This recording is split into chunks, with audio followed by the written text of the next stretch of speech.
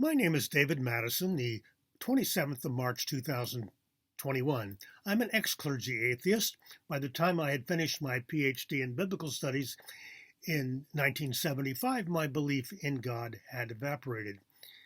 Atheism has gained momentum, especially in the last 2 decades. Well, more than 400 books have been published explaining in detail the falsification of theism, Christianity especially. Contemporary atheists have stated the blunt truth, hence this series of videos, Cure for Christianity, Knockout Quotes. This is quote number 37. All of us grow up trusting authority figures in our lives, especially parents. And those who are brought up in the church also assume that priests and preachers are telling us the truth. We were brought up hearing so many gospel stories about Jesus. There was never a hint that the gospels might not be accurate, might be stretching the truth. But there came a time when lots of scholars, including devout scholars, decided to look under the hood, so to speak. They wondered how to verify the gospel stories, how to verify the words of Jesus. They had to face the fact that we don't know who wrote the Gospels. Those traditional names, Matthew, Mark, Luke, and John, were added later. Not one of the Gospels includes a note saying, for example, "My name is Mark, and this is how I found out about Jesus." The authors never name their sources, and historians know this is a huge problem. Moreover, there is so much in the Gospels that sure looks like folklore, fantasy, and superstition, and there's so much magical thinking, which was so common in the ancient world. So here's the quote for this episode. One of the top Jesus scholars of our time, Richard Carrier, wrote this in his book on the historicity of Jesus. Quote, "The Gospels generally afford us no evidence whatever for discerning a historical Jesus.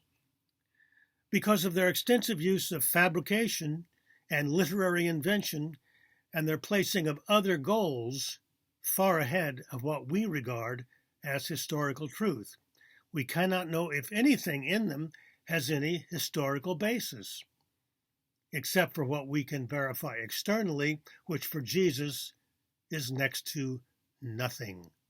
Unquote. And what are those other goals? It's not hard to figure out that the gospel authors were promoting the early Jesus cult.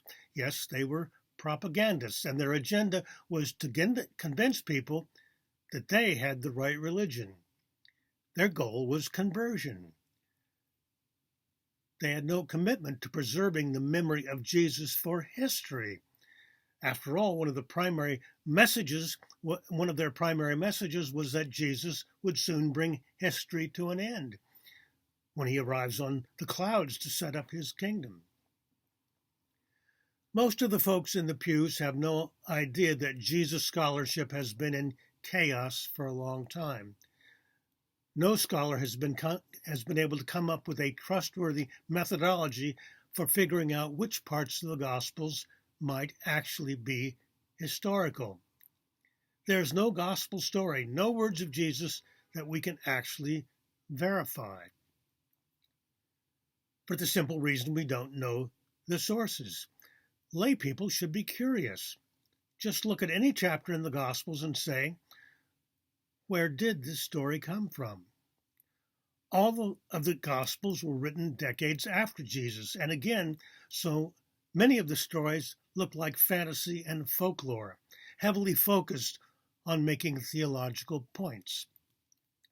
As Richard Carrier put it, their extensive use of fabrication and literary invention and their placing of other goals far ahead of what we regard as historical truth.